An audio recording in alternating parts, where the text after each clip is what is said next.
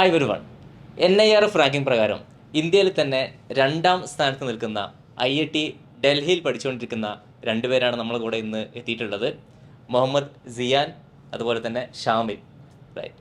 അപ്പോൾ നമുക്ക് ഇന്ന് IIT ഡൽഹിയുടെ കുറച്ച് വിശേഷങ്ങളാണ്. അവിടുത്തെ അക്കാഡമിക്സ്, അവിടുത്തെ സ്പോർട്സ്, എക്സ്ട്രാ കരിക്കുലർ ആക്ടിവിറ്റീസ്, അതുമായിട്ട് ബന്ധപ്പെട്ട എന്തൊക്കെ ഫെസിലിറ്റീസാണ് അവിടെ ഉള്ളത്, അതുപോലെ തന്നെ പ്ലേസ്മെൻറ്റ് ഓപ്പർച്യൂണിറ്റീസ്, അവിടെ പഠിച്ചിറങ്ങി കഴിഞ്ഞു പോയ അലുമിനൈസ്, ഇവരെക്കുറിച്ചൊക്കെയുള്ള കുറച്ച് കാര്യങ്ങൾ നമുക്കൊന്ന് ചോദിച്ചറിയാം. റൈറ്റ്. അപ്പോൾ ആദ്യം തന്നെ നമുക്ക് ഒന്ന് പരിചയപ്പെടുത്താം. സോ ഫസ്റ്റ് സിയാൻ ഒന്ന് പരിചയപ്പെടുത്തിക്കോളൂ. ഞാൻ മുഹമ്മദ് സിയാനാണ്. ഞാനിപ്പോൾ second year engineering physics student ആണ്. ഞാൻ കാലിക്കറ്റ് നിന്നാണ്. ഓക്കെ.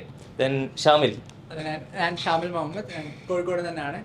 ഇപ്പം IIT Delhi second year mathematics and കമ്പ്യൂട്ടിങ്ങിലാണ് പഠിക്കുന്നത്. ഓക്കെ. സോ ഇന്ന് നമ്മുടെ കൂടെ ഉള്ളത് സിയാനും ഷാമിലാണ്. അപ്പോൾ രണ്ടുപേരും കോഴിക്കോട്ടുകാരാണ്. റൈറ്റ്. അപ്പോൾ നമുക്ക് ആദ്യമായിട്ട് അക്കാഡമിക്സ് എടുക്കാം. റൈറ്റ്. അപ്പോൾ IIT ഡൽഹി, IIT എന്ന് പറയുമ്പോൾ നമുക്കറിയാം IIT മദ്രാസ് കഴിഞ്ഞാൽ തൊട്ട് താഴെയാണ് NIRF റാങ്കിംഗ് പ്രകാരം. അപ്പോൾ IIT ഡൽഹിയിലെ അക്കാഡമിക്സ് എങ്ങനെയൊക്കെയാണ്, അതിനെക്കുറിച്ചാണ് നമ്മളൊന്ന് നോക്കുന്നത്. സോ എന്താണ് ഷാമിലിൻ്റെ ഒപ്പീനിയൻ? എങ്ങനെ ഉണ്ടായിരുന്നു അക്കാഡമിക്സ്? എങ്ങനെ IITയിലേക്ക് എത്തുന്നതിന് മുന്നേ തന്നെ എന്തായിരുന്നു ഷാമിലിൻ്റെ എക്സ്പെക്ടേഷൻ? അപ്പോൾ അവിടെ എത്തിക്കഴിഞ്ഞതിന് ശേഷം അക്കാഡമിക്സിനെ കുറിച്ച് ഇപ്പോൾ സെക്കൻഡ് ഇയർ അല്ലേ പറഞ്ഞത്? ഞാൻ തേർഡ് സെം കഴിഞ്ഞാൽ. ഓക്കെ. അപ്പോൾ എങ്ങനെയാണ് ഇതുവരെയുള്ള എക്സ്പീരിയൻസ് എങ്ങനെയാണ്?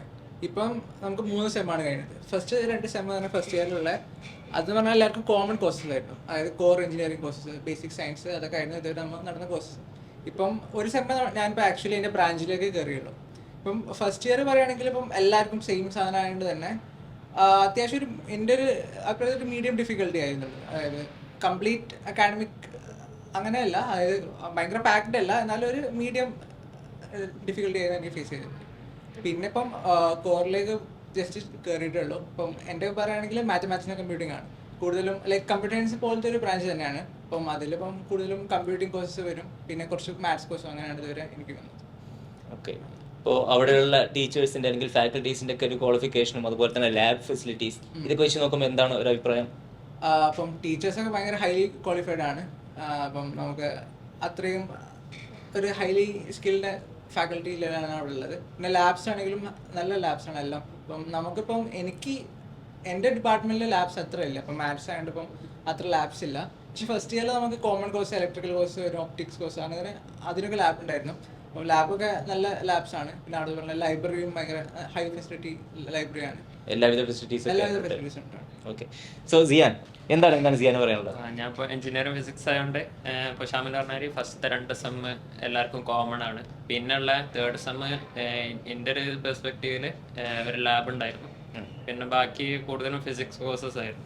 അപ്പോൾ IITന്റെ പ്രത്യേകത പറഞ്ഞാൽ നിങ്ങൾ ഏകദേശം ഒരു 70% മാത്രമേ നിങ്ങളെ ബ്രാഞ്ചിൽ നിന്ന് പഠിക്കുള്ളൂ.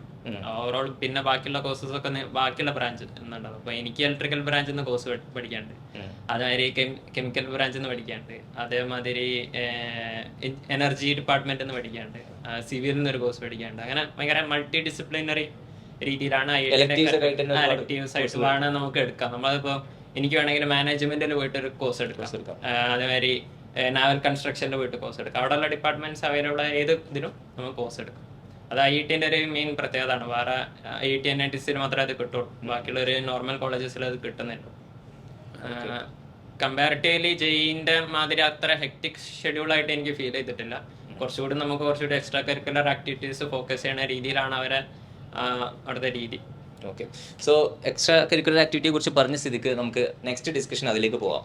അപ്പോൾ നമ്മൾ ഇപ്പം നേരത്തെ പറഞ്ഞ പോലെ, സിയാൻ പറഞ്ഞ പോലെ തന്നെ IIT ആയാലും NIT ആയാലും ഇവിടെയൊക്കെ പഠിക്കുമ്പോൾ ഏറ്റവും വലിയൊരു അഡ്വാൻറ്റേജ് ആണ് നമുക്ക് ഒരുപാട് ടൈം നമുക്ക് അക്കാഡമിക്സിനും അതിന് പുറത്തുള്ള കാര്യങ്ങളും ചെയ്യാനൊക്കെ നമുക്ക് ഒരുപാട് ടൈം അവൈലബിൾ ആണ് അല്ലേ. അതിനുള്ള ടൈം മാത്രമല്ല ഫെസിലിറ്റീസും ഉണ്ടായിരിക്കും. സോ IIT ഡൽഹിയിൽ എന്തൊക്കെ ഫെസിലിറ്റീസാണ് നമുക്ക് ഇങ്ങനെയുള്ള എക്സ്ട്രാ കരിക്കുലർ ആയിട്ട് നമുക്ക് ചെയ്യാനുള്ളത്? അതായത് അക്കാഡമിക്സിന് പുറത്ത് നമുക്ക് പല ക്ലബ്ബുകൾ ഉണ്ടായിരിക്കും. റൈറ്റ്. അതുപോലെ തന്നെ സ്പോർട്സിൽ ക്രിക്കറ്റ് കളിക്കാനും ഫുട്ബോൾ കളിക്കാനൊക്കെ IIT മദ്രാസിൽ അറിയാലോ, അവിടുത്തെ ക്രിക്കറ്റ് ഗ്രൗണ്ട് എന്ന് പറഞ്ഞാൽ നല്ല ഫേമസ് ആയിട്ടുള്ള ഗ്രൗണ്ട് ആണല്ലോ. അപ്പോൾ അതുപോലെ എന്തൊക്കെ ഫെസിലിറ്റീസ് ആണ് നമുക്ക് അവിടെ അവൈലബിൾ ആയിട്ടുള്ളത്? അപ്പോൾ സിയാനും തുടങ്ങാം. അപ്പോൾ ഞാൻ സ്പോർട്സ് തന്നെ തുടങ്ങാം. സ്പോർട്സിൽ നമ്മളൊരു ചെറിയ ക്യാമ്പസാണ്, ആകെ 300 ഏക്കറേ ഉള്ളൂ. അതിൽ നമുക്ക് ഒരു ക്രിക്കറ്റ് ഗ്രൗണ്ട് ഉണ്ട്, ഫുട്ബോൾ ഗ്രൗണ്ട് ഉണ്ട്. അപ്പം നമ്മൾ സ്കൂളിൽ ഫുട്ബോൾ ഗ്രൗണ്ടിൽ പോയിട്ടാണ് ക്രിക്കറ്റ് കളിച്ചത്. അതേമാതിരി അത് രണ്ടിനും വെറൈറ്റി ഉണ്ട്. അതേമാതിരി ഹോക്കിക്ക് ഗ്രൗണ്ട് ഉണ്ട്. ഓക്കെ. അതിന് ചുറ്റും അത്ലറ്റിക്സ് ട്രാക്ക് ഉണ്ട് വിത്ത് ഗാലറി.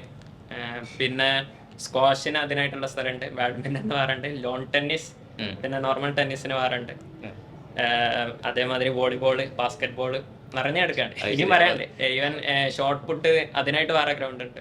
ഏത് സ്പോർട്സ് എടുത്താൽ അതിനൊക്കെ ഗ്രൗണ്ട് ഉണ്ട്. എല്ലാ ഫെസിലിറ്റീസ് അവിടെ റെഡിയാണ്. അപ്പൊ പഠിക്കാനാണോ കളിക്കാനാണോ ശരിക്കും IIT പോകുന്നത് അതാണ്.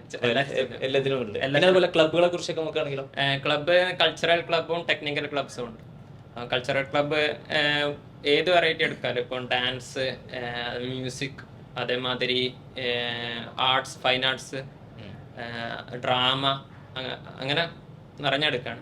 സ്റ്റുഡൻസിന്റെ ഒരു ആപ്റ്റിറ്റ്യൂഡ് അനുസരിച്ച് അവർക്ക് ക്ലബ്ബിൽ നമുക്ക് താല്പര്യം എക്സ്പ്ലോർ ചെയ്യാം. ഫസ്റ്റ് ഇയർ അതാണ് നമ്മൾ കൂടുതലും ചെയ്യാം. നമ്മൾ എല്ലാ ക്ലബ്ബിലും പോയി ജോയിൻ ചെയ്യും. പിന്നെ സെക്കൻഡ് ഇയർ ആകുമ്പോൾ നമ്മളൊന്ന് ഉറപ്പിക്കും ഏത് ക്ലബ്ബാണ്, ഏത് ക്ലബ്ബ് ഒഴിവാക്കണം, ഏത് ക്ലബ്ബ് ശരിയാണ് കണ്ടിന്യൂ ചെയ്യണം. പിന്നെ ടെക്നിക്കൽ, പിന്നെ കൾച്ചറൽ ടെക്നിക്കൽ അല്ലാത്ത കുറച്ച് ക്ലബ്സ് ഉണ്ടല്ലേ, എക്കണോമിക് ക്ലബ്ബ്, അങ്ങനെ കുറെ ക്ലബ്ബ് ഉണ്ട്. പറഞ്ഞാൽ തന്നെ ഓർമ്മ തന്നെ വരുന്നത്. ഏതൊരു മേഖല എടുത്താലും അവിടെ ഒരു ക്ലബ്ബ് ഉണ്ട്. ഇപ്പം പറഞ്ഞ പോലെ തന്നെ ഗ്രൗണ്ടിന്റെ കാര്യം പറയുകയാണെങ്കിൽ ഇൻസ്റ്റിറ്റ്യൂട്ടിന് മൊത്തമായിട്ട് ഇങ്ങനത്തെ ഒരു ഗ്രൗണ്ട് ഉണ്ട് ഫുട്ബോൾ. അതുപോലെ തന്നെ ഓരോ ഹോസ്റ്റലിലും ക്രിക്കറ്റ് നെറ്റ്സ്, ബാഡ്മിന്റൺ കോർട്ട്, അത് കാര്യങ്ങളൊക്കെ ഉണ്ട്. പിന്നെ ക്ലബിന്റെ ചെയ്യാൻ പറഞ്ഞ പോലെ തന്നെ ഏതൊരു ഇത് എടുത്താലും ഡാൻസ്, ഫോട്ടോഗ്രാഫി കയറിയ ക്ലബ്ബ് ഉണ്ട്. അങ്ങനെ ഏതൊരു മേഖലയിലും ക്ലബ്ബ് ഉണ്ട്. പിന്നെ ആക്സിലേറ്റർ ഉണ്ട്, അതായത് കാറിന്റെ അതിന്റെ ഒക്കെ. പിന്നെ എക്കണോമിക്സ്, സ്റ്റാർട്ടപ്പിന് തന്നെ ഓണ്ടർപ്രണർഷിപ്പിന്റെ ഒരു ക്ലബ് ഉണ്ട്. അങ്ങനെ എല്ലാ വെറൈറ്റീസിനും ക്ലബ് ഉണ്ട്. അപ്പൊ ഈ എന്താണ് ആക്സിലറേറ്റർ എന്നല്ല പറഞ്ഞത്, ക്ലബ്ബ് കാറുമായിട്ട് ബന്ധപ്പെട്ട്. അപ്പൊ അത് പറഞ്ഞപ്പോ ഞാനിവിടെ കോഴിക്കോട് NIT നമ്മൾ അവിടെ പഠിക്കുന്ന സമയത്ത് അവിടെ ടീം അൺവേർഡ് എന്ന് പറഞ്ഞൊരു ക്ലബ് ഉണ്ട്. ഇതേപോലെ തന്നെയാണ് കാറ്, അതിന്റെ ഡിസൈനും അതുപോലെ തന്നെ അതിൽ പല രീതിയിലുള്ള കോമ്പറ്റീഷൻ ഒക്കെ ഉണ്ടാവുമല്ലോ. അത് അപ്പൊ അങ്ങനെ കോമ്പറ്റീഷൻസിൽ അതുപോലെ തന്നെ പുറത്തു പോയിട്ട് ഈവൻ നമ്മളെ അതിലുള്ള ക്ലബിലുള്ള കുട്ടികളൊക്കെ പുറത്തൊക്കെ പോയിട്ട് അവിടെയുള്ള ഇങ്ങനെയുള്ള കോമ്പറ്റീഷനിലൊക്കെ പങ്കെടുക്കും. അതായത് ഒരു കണ്ടീഷൻസ് ഉണ്ടായിരിക്കും. ആ കണ്ടീഷൻസ് വെച്ചുകൊണ്ട് കാർ ഡിസൈൻ ചെയ്ത് ആ കാറായിട്ട് പെർഫോം ചെയ്യണം. ഈ ഫോർമുല 1 റേസിംഗിലൊക്കെ ഉള്ള പോലെ തന്നെ. അപ്പൊ അങ്ങനത്തെ കാറുകളുടെ ഡിസൈൻ ചെയ്യാൻ പറ്റുന്നത് അപ്പൊ വളരെ ഒരു ഡിഫറെന്റ് പെർസ്പെക്റ്റീവ് ആണ് കുട്ടികൾക്ക് കൊടുക്കുന്നത്. അപ്പൊ അതുപോലെയുള്ള ഓപ്പർച്യൂണിറ്റീസ് ഒക്കെ എങ്ങനെയൊക്കെ എത്രത്തോളം ഉണ്ട് അവിടെ? അപ്പം ഓപ്പർച്യൂണിറ്റീസിന്റെ കാര്യം പറയുകയാണെങ്കിൽ ഫസ്റ്റ് ഓഫ് ഓൾ അവിടെ ബേസിക്കലി നമുക്ക് ഇഷ്ടംപോലെ ടൈം ഉണ്ട്. അപ്പം എൻ്റെ കാര്യം പറയുകയാണെങ്കിൽ എനിക്കിപ്പം 12 മണി വരെ ക്ലാസ് ഉള്ളൂ. ഇപ്പോൾ രാവിലെ 8 മണി വരെ 12 വരെ ക്ലാസ് ഉള്ളൂ. അപ്പം ബാക്കിയുള്ള സമയം നമുക്ക് വൈസ്ലി യൂട്ടിലൈസ് ചെയ്യാം, നമുക്ക് ഇഷ്ടമുള്ള ഒരു ഇതിന്. ഇപ്പം പറഞ്ഞ പോലെ തന്നെ ഫസ്റ്റ് ഇയർ നമുക്ക് എല്ലാം നോക്കിയിട്ട് പിന്നെ സെക്കൻഡ് ഇയറിൽ ഏതെങ്കിലും ഒരു ഇതിൽ ചെയ്യാം. അപ്പൊ ഇങ്ങനെയുള്ള ക്ലബ്ബുകൾ ഇപ്പൊ പറഞ്ഞ പോലെ ഒന്ന് ഇതുപോലെയുള്ള ക്ലബ്ബ്, പിന്നെ എയറോഡൈനാമിക്സ് ആയിട്ട് ബന്ധപ്പെട്ടെങ്കിൽ അങ്ങനത്തെ ക്ലബ്ബുകൾ ഉണ്ടാവും. എയറോനോട്ടിക്കൽ സയൻസ് ആയിട്ട് ബന്ധപ്പെട്ടൊക്കെ മെമ്പറാണ്. അത് ശരിയാണ്. മോഡലിംഗ് ക്ലബ്ബ് നമ്മൾ പല കോമ്പറ്റീഷനും പോകും. ഇന്റർനാഷണൽ കോമ്പറ്റീഷൻസ് ഉണ്ടെങ്കിൽ അത് പോകും. അപ്പം ബോയിങ്ങിന്റെ ഒരു കോമ്പറ്റീഷൻ വരാനിരിക്കുന്നുണ്ട്. അപ്പൊ മദ്രാസ്, അപ്പൊ നമ്മൾ അതിന് തയ്യാറെടുക്കുകയാണ്. ഓക്കെ, ജസ്റ്റ് ഒരു മോഡൽ പ്ലെയിൻ ഉണ്ടാക്കാം, റിമോട്ട് കൺട്രോൾ പ്ലെയിൻ, അതുമാതിരി പിന്നെ ഡ്രോൺസ്. ഇപ്പോൾ ആക്സിലേറ്റർ ആണ് നമ്മളെ ക്ലബ്ബ് ഫോർമുല റേസിംഗ്. അവര് ഇന്റർനാഷണൽ പോകുന്നതാണ്. ഒരു വട്ടം ഐ തിങ്ക് ജർമ്മനി, ഇറ്റലിയോ ജർമ്മനിയിൽ പോയിട്ട് അവര് ബെസ്റ്റ് ഏതൊരു കാറ്റഗറിയിൽ അവർ ഫസ്റ്റ് അടിച്ചിട്ടുണ്ട്. ഇന്ത്യനെ റെപ്രസെന്റ് ചെയ്യാണ് അവരവിടെ പോയിട്ട്. അങ്ങനെ കുറെ ചാൻസ് ഓപ്പർച്യൂണിറ്റീസ് ഉണ്ട് ഇപ്പൊ ക്ലബ്ബ് പോയി നോക്കുകയാണെങ്കിൽ. ഇപ്പം ഓണ്ടർപ്രണർഷിപ്പ് ക്ലബ്ബത്തെ സെല്ലത്തെ എക്സിക്യൂട്ടീവ് കൂടിയാണ്. അപ്പം അതന്നെ നോക്കുകയാണെങ്കിൽ നമുക്ക് ഭയങ്കര നെറ്റ്വർക്കിംഗ് അങ്ങനത്തെ കാര്യങ്ങളുണ്ട്. ഈവൻ IIT ഡൽഹി എന്ന് പറയുന്നത് സ്റ്റാർട്ടപ്പ് കാരണത്താൽ ഫേമസ് ആയ ഒരു കോളേജാണ്. വേൾഡിലെ യൂണിക്കോൺസ് പറഞ്ഞ ഒരു സ്റ്റാർട്ടപ്പിന് 1 ബില്യൺ വാല്യൂഷൻ ആയ യൂണിക്കോൺ കയറി. അപ്പം അതിൽ 30 ഇന്ത്യയിലാകെ 110 സംതിങ് യൂണിക്കോൺസ് ഉണ്ട്. അതിൽ 30 IIT ഡൽഹിയിൽ പഠിച്ചിറങ്ങിയ ആൾക്കാരാണ്. Very good. Including Zomato, Flipkart, Blinkit, അതൊക്കെ. ഓക്കെ, അപ്പൊ അത് തന്നെയാണ് ഏറ്റവും വലിയൊരു എനിക്ക് ഈ ഡിസ്കഷനിൽ വന്നിട്ടുള്ളതില്ലേ. ഇപ്പൊ ഇതിൽ വെച്ച് ഏറ്റവും നല്ലൊരു പോയിന്റ് ആണത്. ഇത്രയും നല്ലൊരു സ്റ്റാർട്ടപ്പുകളുടെ ഈ ഒരു എക്കോസിസ്റ്റം അല്ലെങ്കിൽ എല്ലായിടത്തും നോക്കുമ്പോൾ അവിടുന്ന് ബഡ് ചെയ്ത് വരുന്ന കമ്പനീസ് ആണല്ലോ ഇതൊക്കെ, അല്ലെ? അവർ ചിലപ്പം പഠിക്കുന്ന സമയത്ത് തുടങ്ങിയിട്ടുണ്ടായിരിക്കും, അതിന്റെ ബാക്കെൻഡ് വർക്കൊക്കെ തുടങ്ങിയിട്ടുണ്ടായിരിക്കും. അങ്ങനെയാണ് അവർ ബഡിങ് സ്റ്റേജിൽ നിന്ന് പിന്നെ ഫണ്ടിങ് ഒക്കെ കണ്ടെത്തി അങ്ങനെ വരുന്നു. അപ്പൊ ഇവിടെയൊക്കെ കിട്ടുന്നത് ശരിക്കും പറഞ്ഞു കഴിഞ്ഞാൽ ഇവിടെ പഠിച്ചുകൊണ്ട് കിട്ടുന്ന എക്സ്പോഷർ വളരെ പ്രധാനപ്പെട്ട ഒരു കാര്യമല്ലേ. നമ്മൾ ഏതെങ്കിലും ഒരു നോർമലിയുള്ള ഏതെങ്കിലും ഒരു കോളേജിൽ പഠിക്കുന്നതും IITs NITs ഇങ്ങനെയുള്ള ഒരു ഏറ്റവും നല്ലൊരു യൂണിവേഴ്സിറ്റിയൊക്കെ പഠിക്കുമ്പോൾ അവിടെ കിട്ടുന്ന അക്കാഡമിക്സ് ഇങ്ങനെയുള്ള ഫെസിലിറ്റീസിന്റെ കൂടെ തന്നെ ഇമ്പോർട്ടന്റ് ആണെന്ന് തോന്നുന്നു. അവിടെ നിന്ന് കിട്ടുന്ന എക്സ്പോഷർ അല്ലെ, പല ടൈപ്പ് ആളുകളായിട്ട് സംസാരിക്കാനും ഇങ്ങനെയുള്ള നെറ്റ്വർക്കിംഗ് നേരത്തെ പറഞ്ഞല്ലോ, ആ ഒരു അസെറ്റാണ് ശരിക്കും എന്ന് പറഞ്ഞു കഴിഞ്ഞാൽ അല്ലേ.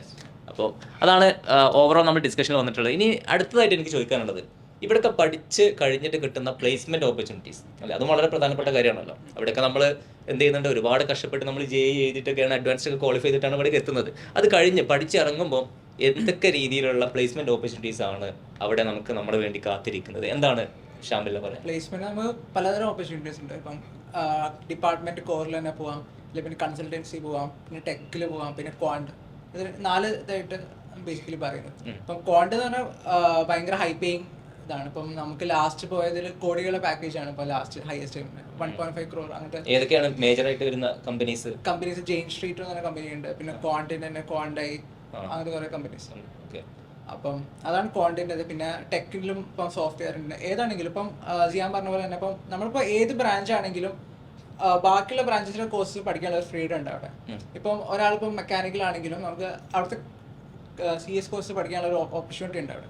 അപ്പോൾ നമുക്ക് പ്ലേസ്മെന്റ് വരുവാണെങ്കിൽ ടെക്കിലേക്ക് പോവാം. ഇപ്പം മെക്കാനിക്കൽ ഒരാളാണെങ്കിൽ പോലും ആ ഒരു ആഡഡ് അഡ്വാൻറ്റേജ് ഉണ്ട് ഇപ്പോൾ IITs. അതുപോലെ തന്നെ ടെക് ഉണ്ട്, പിന്നെ കോറിലുണ്ട്, പിന്നെ കൺസൾട്ടൻസി ഏതാണെങ്കിലും ഹൈ പ്ലേസ്മെന്റ് ഓപ്പർച്യൂണിറ്റീസ് തന്നെയാണ് കിട്ടുന്നത്. അപ്പോൾ ഏറ്റവും കൂടുതൽ എനിക്ക് തോന്നുന്നു ഇപ്പോൾ ഒരു സർക്യൂട്ട് ബ്രാഞ്ചിനെ സംബന്ധിച്ചിടത്തോളം പിന്നെ വേറെ ഒന്നും നോക്കാനില്ല, എന്തായാലും പ്ലേസ്ഡ് ആവും എന്നുള്ള സിറ്റുവേഷനൊക്കെ തന്നെയാണല്ലോ ഉള്ളത് അല്ലേ. അപ്പോൾ ഇവിടെ കോഴിക്കോട് NIT-ലാണെങ്കിലും സിമിലർ സിറ്റുവേഷൻ ആണുള്ളത്.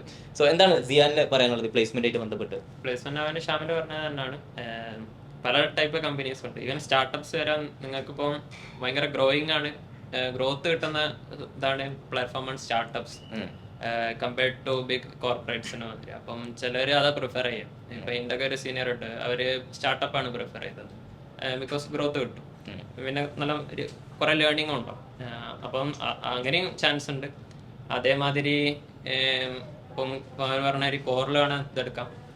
കൺസൾട്ടിങ് വളരെ ട്രെൻഡിങ് ആയിട്ടുള്ള ഒരു ഫീൽഡാണ്. ലൈക്ക് McKinsey, BCG അങ്ങനത്തെ കമ്പനീസ് ഒക്കെ വരിക.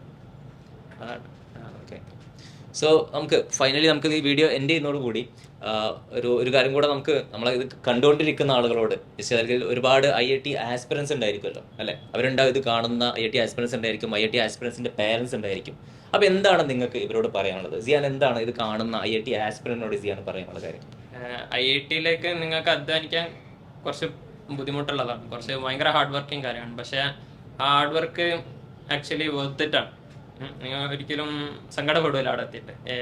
ഇത്ര ഹാർഡ് വർക്ക് ചെയ്തിട്ട് ഒന്നും ഇല്ല എന്ന് വിചാരിക്കും, ഉണ്ടാവും, അങ്ങനെ ഒരു പ്രതീക്ഷ നശിപ്പിക്കൂല. ആക്ച്വലി വർത്തിട്ടാണ്.